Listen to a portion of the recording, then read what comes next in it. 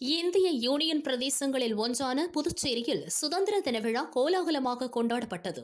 புதுச்சேரி கடற்கரை சாலையில் உள்ள காந்தி திடலில் நடந்த விழாவில் முதல்வர் ரங்கசாமி தேசிய கொடியை ஏற்றி வைத்து காவல்துறை அணிவகுப்பு மரியாதையை ஏற்றுக்கொண்டார்.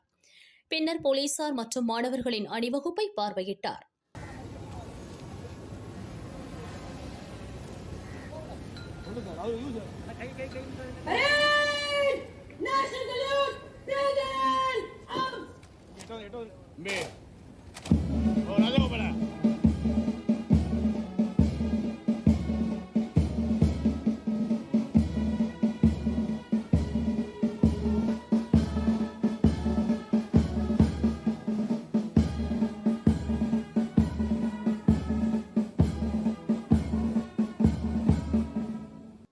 வீரதீர செயல் புரிந்தவர்களுக்கு விருது வழங்கி பாராட்டினார்.